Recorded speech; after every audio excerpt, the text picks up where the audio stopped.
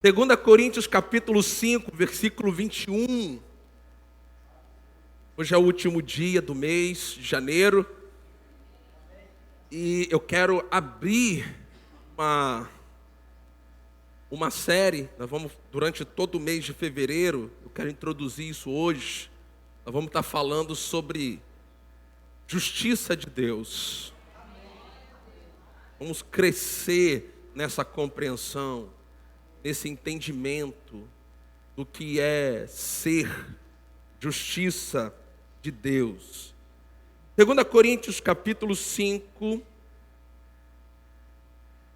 versículo 21.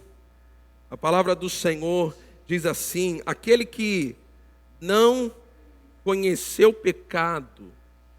Quem é esse que não conheceu pecado? Jesus. Deus o fez pecado por nós, para que nele fôssemos feito justiça de Deus. Se você perguntar para a maioria dos crentes a seguinte pergunta, fala assim: você é justo? Faça um teste, faça uma pesquisa. Pergunte para a maioria dos crentes que você conhece, que não estão hoje aqui, porque os que estão aqui hoje vão aprender. Mas se você perguntar para a maioria dos crentes se eles são justos, a resposta que você vai ter é mais ou menos parecida assim: estou tentando ser. Estou fazendo por onde. Eu me esforço para ser justo. Mas eu queria que você lesse comigo. Vamos ler juntos. 2 Coríntios capítulo 5, versículo 21, bem forte. 1, 2, 3 e já. Aquele que não conheceu pecado, Deus o fez pecado por nós, para que nele fôssemos feitos justiça de Deus. Preste atenção nessa parte final do versículo.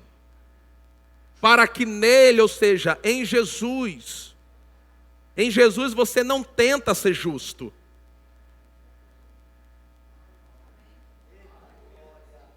Em Jesus você foi feito justo. É diferente. Não se trata de algo que você tenta fazer, não se trata de algo que você está se esforçando para ser, não se trata de algo que você está pagando um preço para chegar a ser, se trata de algo que a Bíblia fala que Deus já fez por mim e por você. Em Jesus, eu e você fomos posicionados, nós fomos feitos justiça de Deus. Então, é bíblico você confessar com a sua boca que você é justiça de Deus. Então, bem forte, diga: eu sou justiça de Deus. Eu sou justiça de Deus. De novo, eu sou justiça de Deus. Eu sou justiça de Deus. Amém? Então, você não está tentando, você não está se esforçando para isso, você nem sequer está pagando preço para isso, porque a Bíblia diz que aquele que não conheceu pecado, Jesus, Deus o fez pecado por nós. Houve uma troca. Houve uma troca. Houve uma substituição. Ele nos substituiu. Diga bem forte: Jesus me substituiu. E agora Jesus ocupou a nossa posição, Jesus ocupou o nosso lugar, para que agora e por toda a eternidade, eu e você possamos ocupar o lugar dele. Então bem forte, diga: eu sou justo. Diga assim: eu sou a justiça de Deus.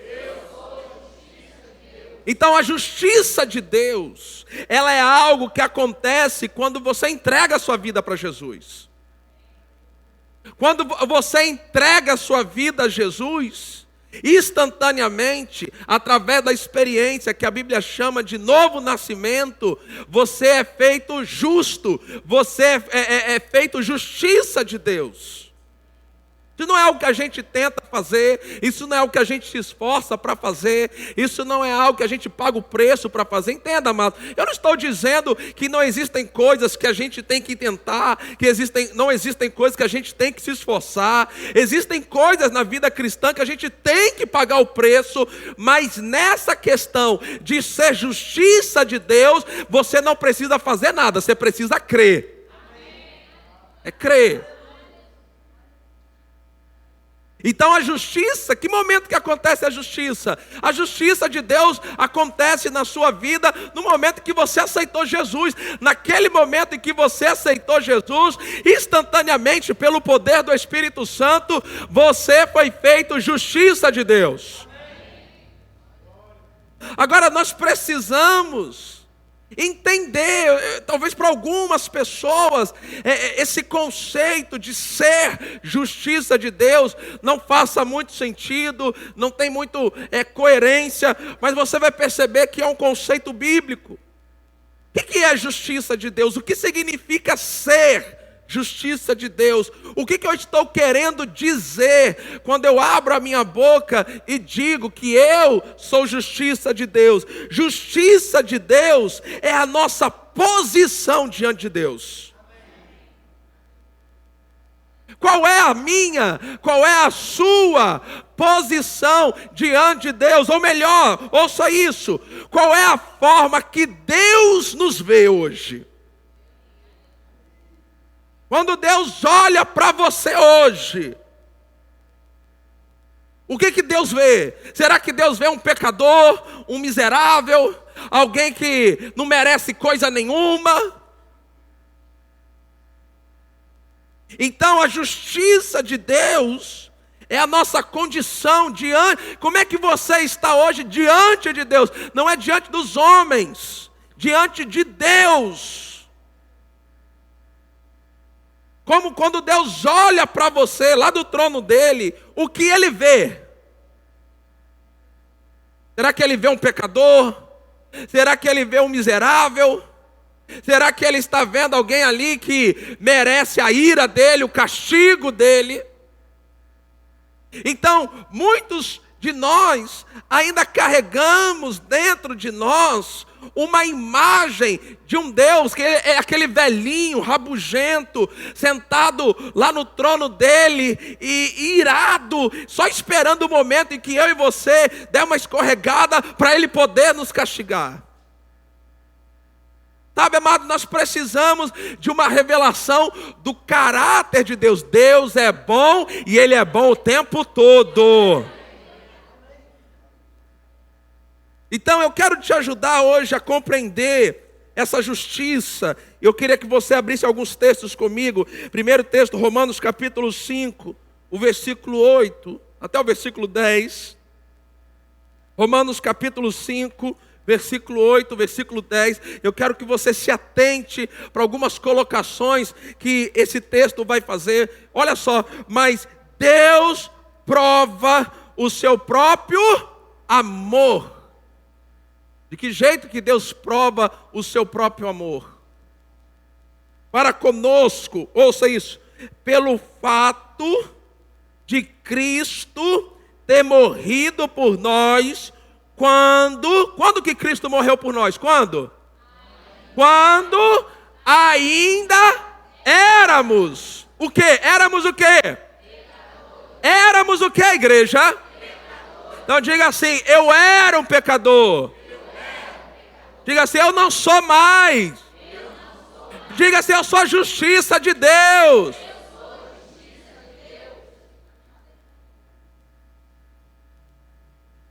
Mas Deus prova o seu amor para conosco pelo fato, é um fato, já é uma verdade hoje.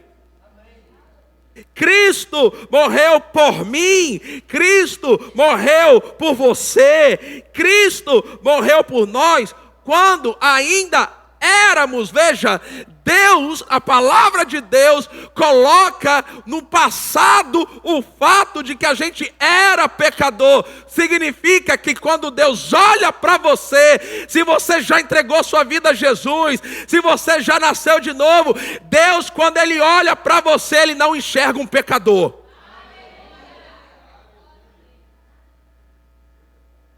Diga bem forte, quando Deus olha para mim,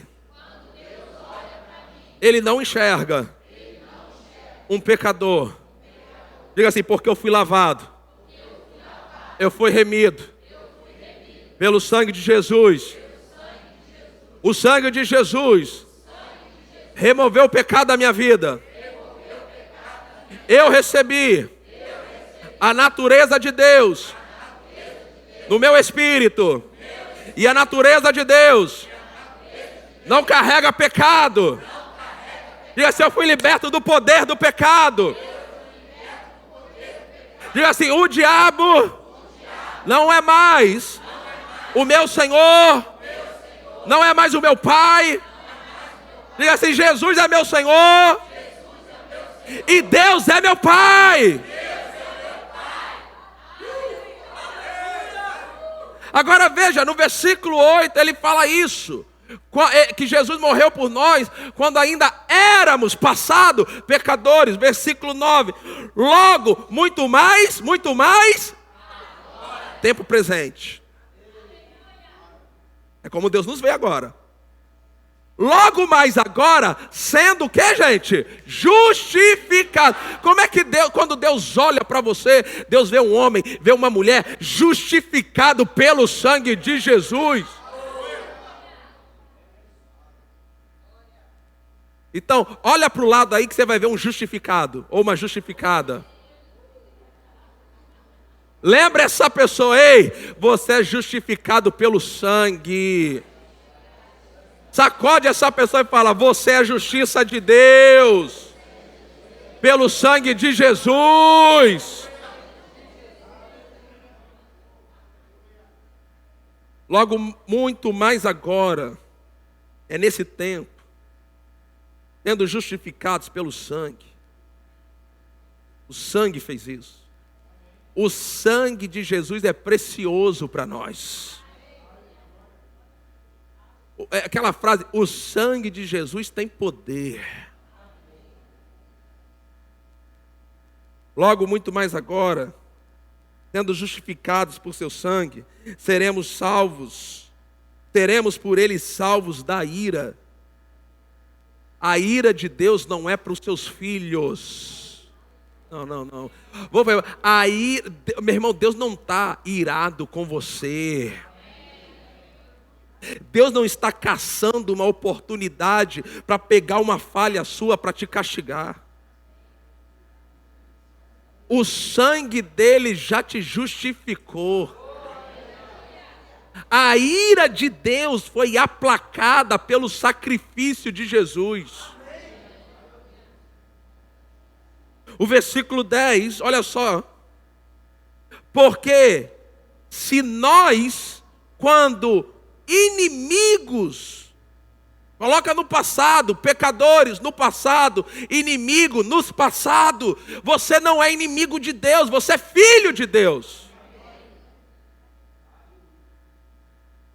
Na antiga aliança, eles eram servos. Abraão não foi filho de Deus. Davi não foi filho. Moisés não foi filho. Elias não foi filho. Eliseu não foi filho. Os grandes homens do Antigo Testamento, eles não provaram do novo nascimento, eles não nasceram filhos de Deus. Na antiga aliança, eles eram servos de Deus. Nos dias de Jesus, Jesus falou para os seus discípulos, já não chamo mais de servos, mas de amigos. Então, naqueles dias em que Jesus tinha, eles também já não eram só servos, eles eram amigos. Mas depois que Jesus ressuscitou, subiu aos céus e derramou o Espírito Santo, a gente pode agora nascer de Deus como filhos de Deus. Nós somos mais do que servos, nós somos mais que amigos, nós somos filhos de Deus. Fomos reconciliados. Diga assim: eu fui reconciliado com Deus. Mas pode dizer assim: eu fui reconciliado com Deus. Irmão, quem aqui antes de aceitar Jesus não gostava de crente? Levanta a mão aí, deixa eu ver. Levanta a mão, alto. Não gostava de crente. Aí. Quantos que vocês, antes de aceitar Jesus, fizeram coisas que hoje têm vergonha de ter feito? Deixa eu ver, levanta a mão. Pois é, você era um inimigo de Deus, você era um pecador terrível. Era um miserável, um pobre, nu, desgraçado. O que é uma pessoa desgraçada? Não tem a graça de Deus. Mas teve um dia que você ouviu a palavra, o Espírito Santo convenceu você do pecado, da justiça, do juízo. Você viu a sua condição de pecador, mas você enxergou em Jesus a solução para a sua vida. Naquele dia você entregou a sua vida a Jesus. Os seus pecados foram perdoados. Você se tornou uma nova criatura. Agora você não é mais um pecador. Agora você não é mais inimigo de Deus. Você é filho de Deus. Está parecendo até culto de ceia hoje aqui. Pois se nós, quando inimigos, vou colocar na primeira pessoa, porque se eu, quando inimigo, fui reconciliado com Deus, mediante a morte do seu filho.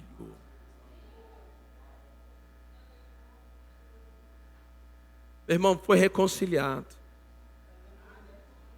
Diga assim: eu fui reconciliado. Essa é a sua posição. Olha só, tem um outro texto. 2 Coríntios, vamos lá. Capítulo 6. Mesmo que, eu sei que o texto ele é projetado, mas eu acho importante você abrir a sua Bíblia e marcar com uma caneta esses textos. 2 Coríntios capítulo 6, a partir do versículo 14. O apóstolo Paulo ele está falando sobre o jugo desigual.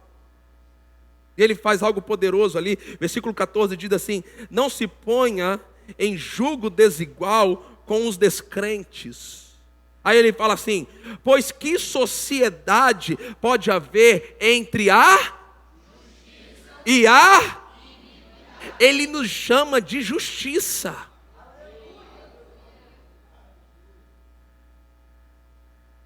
Ele fala que comunhão, a justiça. Quem é a justiça? É aquele que foi reconciliado. É aquele que foi reconciliado mediante a morte de Jesus, que foi feito justo, que não é mais inimigo de Deus. Ele diz: pois que sociedade pode haver entre a justiça e a iniquidade? Ele chama o pecador de iniquidade. Ele continua: que comunhão existe entre a luz e as... Ele nos chama de luz, mas Jesus também nos chamou de luz. Continuando, versículo 15. Que harmonia pode haver entre... E quem? Nós somos chamados de Cristo. Nós somos aqui na terra o que Jesus foi. Nós somos representantes dele. Cristo é um título que significa ungido. Amado, creia nisso. Ele nos deu a sua unção. Que harmonia pode haver entre Cristo e o maligno? Ou que união existe entre crente e descrente? Versículo 16: que ligação há entre o santuário de Deus e os ídolos? Então ele nos chama de justiça, ele nos chama de luz, ele nos chama de Cristo, ele nos chama de crente, ele nos chama de santuário de Deus, porque nós somos santuário do Deus vivo. Diga forte: eu sou santuário do Deus vivo. Diga de novo: eu sou santuário do Deus vivo. Diga assim: o Espírito Santo habita em mim. Então, irmão, essa é a sua condição diante de Deus. Você nasceu de novo. Você foi feito uma nova criatura. As coisas velhas já passaram. Vou repetir, as coisas velhas já passaram. As coisas velhas já passaram. Eis que tudo se fez novo. Então, nós precisamos viver conscientes disso. Sabe, amado, porque olha só, ouça isso, por favor, em nome de Jesus. Deus, Ele não vai se mover porque você começa a sua oração, Senhor, nós que aqui estamos na sua presença, que não somos merecedores de nada, nós não somos dignos de nada. Perdoa, Senhor, a multidão dos nossos pecados, porque o Senhor sabe que todos nós somos pecadores. Para!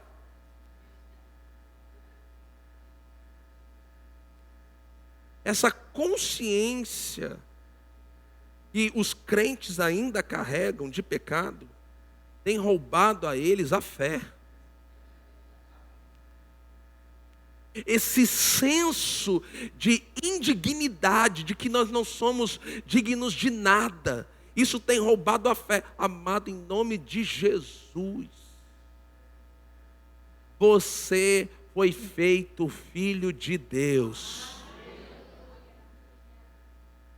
O que Jesus fez na cruz foi creditado na sua conta. O que Jesus fez na cruz foi depositado para você poder sacar. Vou repetir isso, meu Deus do céu, meu Deus do céu. O que Jesus fez na cruz foi depositado para você sacar. Aqui está o cartão e a senha.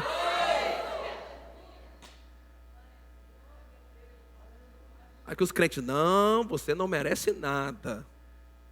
Em Jesus, não em mim mesmo, em Jesus, eu tenho o direito de usar o nome de Jesus. Eu tenho o direito de ter minhas orações respondidas.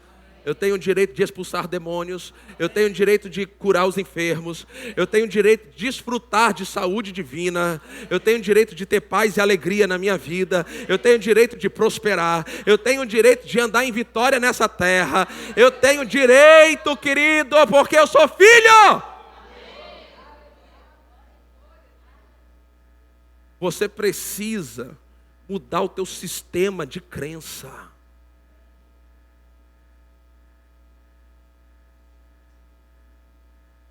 Você precisa, a Bíblia fala, para a gente renovar a nossa mente. Eu gosto de dizer isso. Você não nasceu, irmão, em nome de Jesus, você pega isso, por favor. Você não nasceu para comer o pão que o diabo amassou. Você pode receber essa palavra. Diga isso, eu não nasci, vamos, para comer o pão que o diabo amassou. Olha para alguém e fala, você não, mas fala mesmo, você não nasceu para comer o pão que o diabo amassou. Deixa eu dizer algo para vocês. Eu sei que vocês já me ouviram falar isso. Se você está comendo pão, comendo pão que o diabo amassou, você está comprando pão na padaria errada.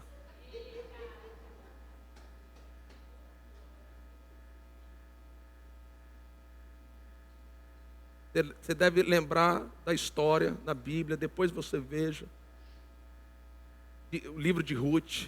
O livro de Ruth começa contando a história da família de Noemi. Noemi com o seu marido e seus filhos e noras, eles saem de Betel. Houve uma crise na terra, houve uma fome na terra. A Bíblia diz que eles saem de Betel e se mudam para Moabe. Em Moabe, passou o tempo, morreu o marido e morreu os 2 filhos. Betel significa casa de pão. Eles saíram de um lugar de provisão e de alimento espiritual por causa de situações, circunstâncias externas, e foram para um lugar que não tinha alimento espiritual. Meu irmão, o pão que eu estou falando aqui é o alimento espiritual, é o pão que alimenta você, alimenta a sua fé, alimenta a sua vida. Esta igreja é Betel, alimenta você. Aqui tem um pão da revelação, um pão da palavra, um pão que desce do céu, para alimentar a sua vida, para alimentar a sua vida espiritual, para alimentar a sua fé.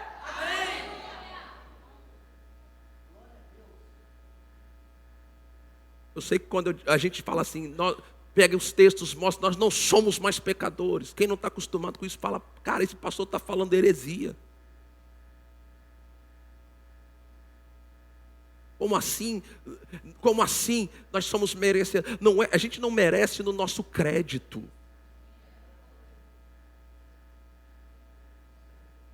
Sabe, amados, deixa eu dizer algo para você. Meu pai, alguns de vocês já conheceram. O meu pai a vida toda foi pastor, mas Deus deu a ele uma sabedoria, e ele sempre gostou de comprar terreno e construir casa e vender. E ele fez a vida dele, a vida financeira dele em cima disso. Eu nunca carreguei um saco de cimento. Eu nunca ajudei meu pai a fazer nada. Quando ele morrer, sabe para quem que vai ficar as casas? Para quem que vai ficar? Aponta aí, para quem que vai ficar? Aponta. Pois é. De todas as pessoas que estão aqui, eu sou o único que é digno e merecedor do que ele construiu. Por quê, pastor? Eu sou filho. Agora, o que eu fiz para ajudar? Nada. Eu simplesmente nasci na família certa. Pega, vamos. É uma questão de filiação. Ele é meu pai, eu sou filho. O que é dele é meu. Eu não precisei ajudar financeiramente ele a construir. Eu nem sequer carreguei uma pedra que precisasse. E vai ser tudo meu. E de vez em quando eu digo para ele, pai, cuida das minhas casas aí, viu?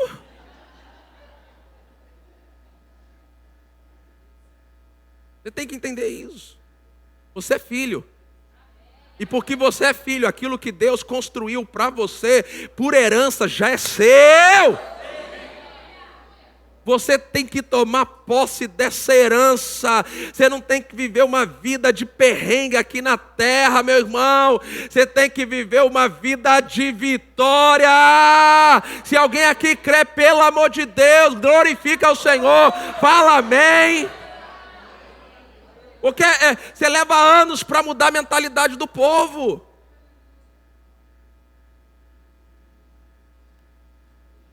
Crente, se não estiver sofrendo, está com um problema. Tem crente que se sente culpado. Então, quando você compreende a sua justiça, essa posição, a forma como Deus te vê, isso te dá ousadia para você usar a sua fé.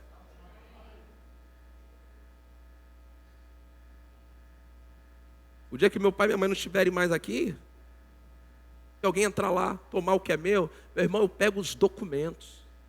Eu vou no advogado, eu aciono a polícia, eu entro lá, é meu. Não vou deixar ninguém tomar aquilo que o meu pai fez para mim. Sabe, amado, o diabo, ele está tentando se apropriar de coisas suas. Se eu falar errado, me corrijam. Por uso capial, é assim que fala? Uso capião. O que é uso capião? A pessoa fica, ela entra, ninguém vai de lá, ninguém tira, ninguém faz nada, é dela.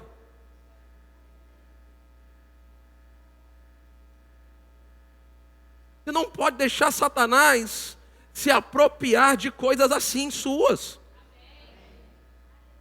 É a justiça de Deus. Você é filho. Então, quando você entende isso, isso vai te dar Ousadia na fé. Hebreus capítulo 4, versículo 16, ele fala sobre isso. Portanto, aproximemo-nos do trono da graça com confiança. Se eu não me engano, esse mesmo texto na Revista Corrigida vai falar para a gente se aproximar com ousadia. Vai usar a palavra ousadia. Revista Corrigida, muda para mim. Isso. Cheguei depois de confiança, é o Corrigida, ou é alguma versão, eu não lembro agora qual é. Pode voltar para mim, por gentileza. Então nós temos que nos aproximar do trono da graça com confiança. Então o jeito certo de você orar, não é você orar, é como se você tivesse que, entenda, mas pastor, a Bíblia não diz que a gente tem que se humilhar diante de Deus. Se humilhar diante de Deus não é se depreciar diante de Deus.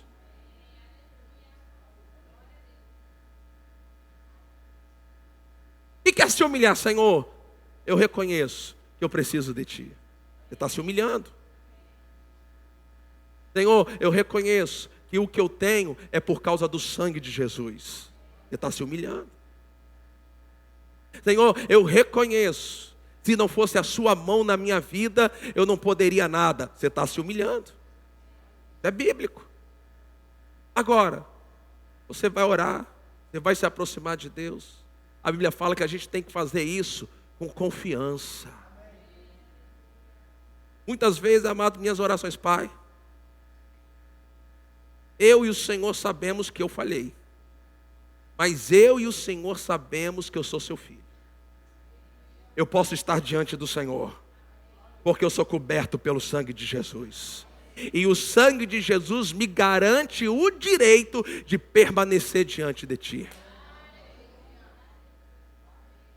E por causa daquilo que Jesus fez, diante do seu trono agora, eu recebo misericórdia, eu recebo graça, porque eu preciso de ser ajudado agora.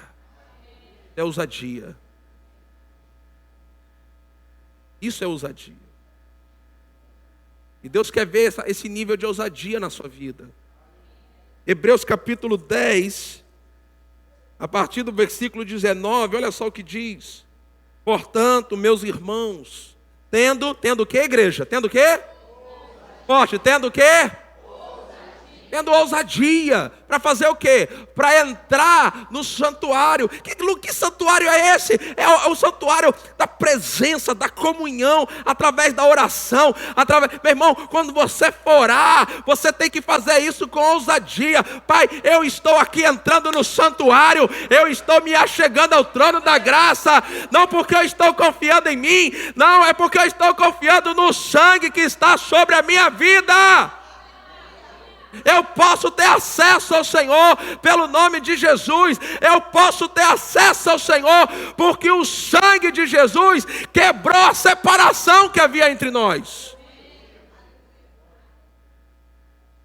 Portanto, meus irmãos, olha só, tendo ousadia para entrar no santuário pelo sangue de Jesus, versículo 20, pelo novo e vivo caminho que Ele nos abriu por meio do véu, isto é, pela sua carne. Meu irmão, Jesus abriu um caminho pela carne dele.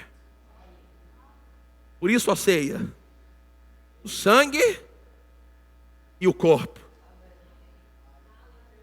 O sangue da aliança, o corpo que foi partido por nós, mas também foi essa carne que abriu um caminho novo para a gente entrar. Isso nos dá ousadia. Agora, meu irmão, ouça aqui, pensa comigo. Se eu posso ter ousadia para estar diante de Deus, imagine então a ousadia que eu tenho para estar diante do diabo. Quem é maior, Deus ou o diabo? Quem é maior, Deus ou o diabo? Se eu posso estar em ousadia diante de Deus, meu irmão, diante do diabo eu sou o rei.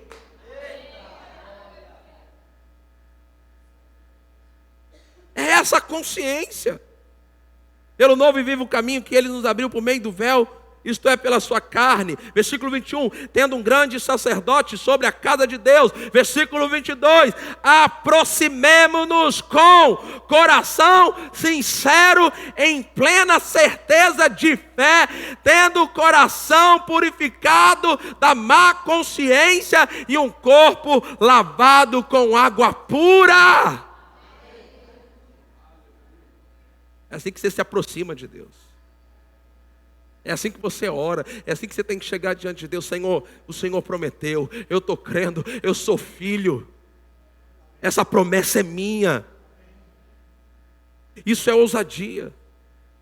Quando você compreende a sua justiça, você começa a usar a sua fé com ousadia.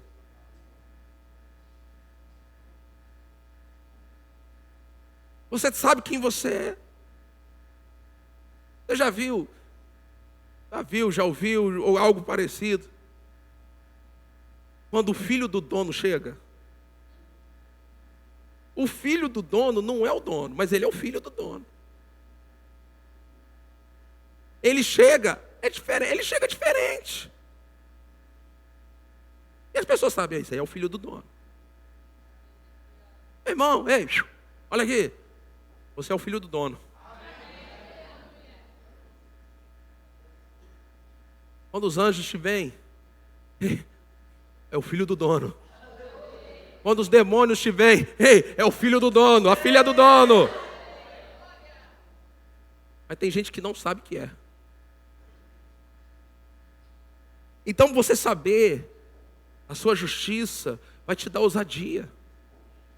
Ousadia para você usar a fé, ousadia para você orar, ousadia para você enfrentar as circunstâncias contrárias, ousadia para você resistir ao diabo. Agora, quando você sabe da sua posição de justiça, além de uma fé ousada, grave isso, você vai usar a sua autoridade espiritual sem medo. Você vai usar a sua autoridade espiritual sem medo. Você nasceu de novo, você tem uma autoridade. Mas tem crentes que têm medo de usar. Eles não sabem se vai funcionar. Eles não sabem se vai dar certo. Eles acham que só funciona se o pastor falar, se o pastor orar. Eles têm até fé que o outro irmão da igreja, se orar, vai acontecer. Mas eles carregam medo, dúvida, se vai funcionar se eles falarem, se eles orarem. Mas quando você sabe que você é a justiça de Deus, diga mais uma vez, eu sou a justiça de Deus. Quando você sabe disso, você usa a sua autoridade espiritual sem medo.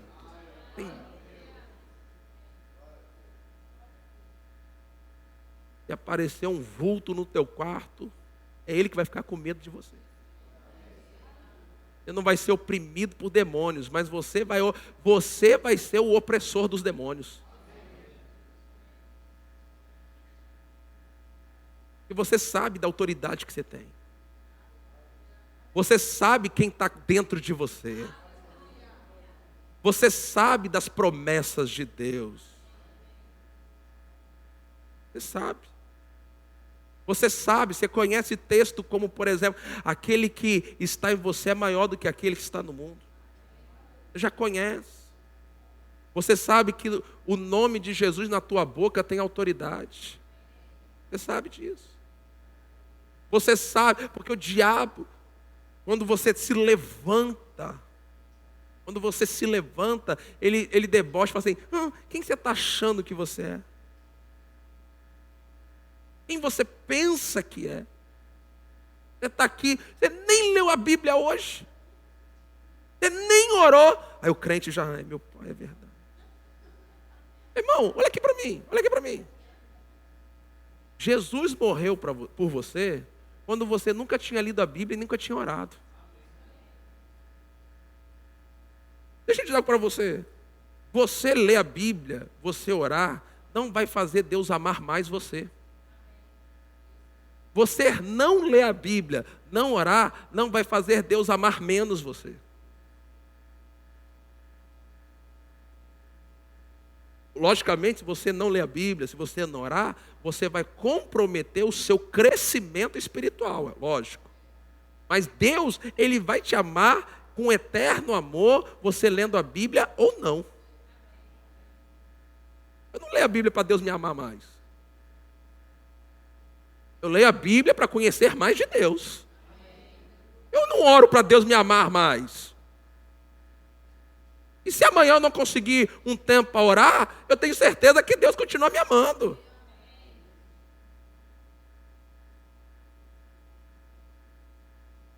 Conta-se uma história de uma irmã. Isso é verdade, porque isso é história de pregador. História de pregador é quase igual a história de pescador. Ou história de caçador também, né? E a irmã estava com os dízimos atrasados. Alguém na vizinhança ficou possesso, sabiam que era ela crente. Ela foi lá expulsar o demônio, chegou lá, o demônio olhou para ela e falou assim: você querendo me expulsar, você não está dando dízimo? Aquela irmã falou assim: o dízimo é problema meu com Deus, o seu problema é me obedecer, em nome de Jesus sai.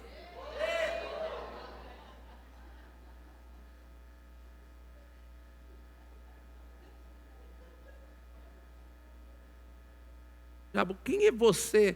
Quem você pensa? Davi, Golias foi ridicularizar Davi. Está pensando que eu sou um cachorro para você vir com pau, com pedra? Tentou diminuir Davi, tentou colocar Davi para baixo.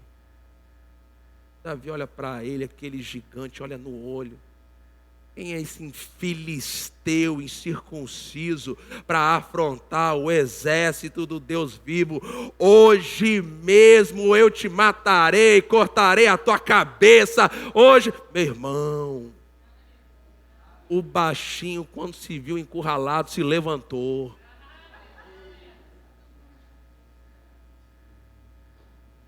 Quando ele viu que e a Bíblia fala, você pode conferir isso. Quem teve a iniciativa de começar a briga foi Davi. Ele não ficou esperando. Quero fechar com Romanos 5,17. Fechei até a Bíblia aqui para você saber que eu estou acabando. Romanos 5,17.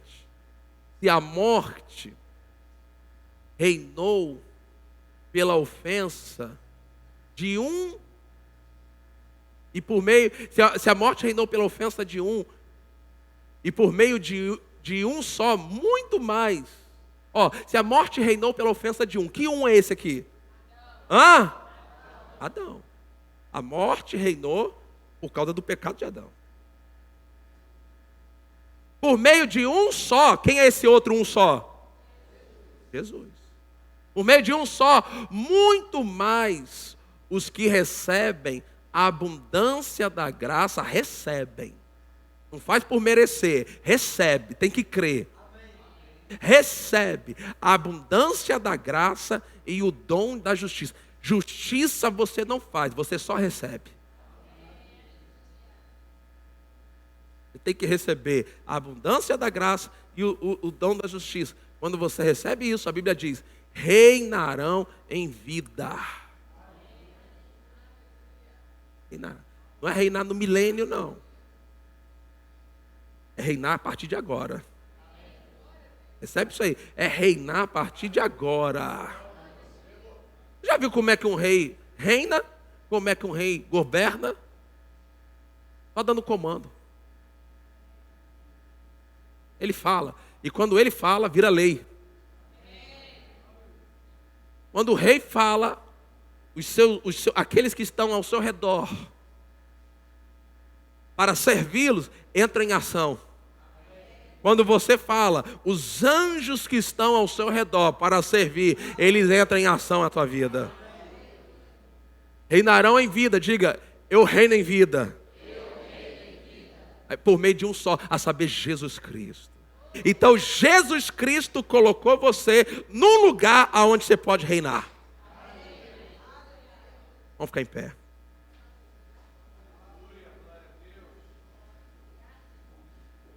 Recebeu aí, irmão? Pegou alguma coisa, pelo menos? Valeu a pena?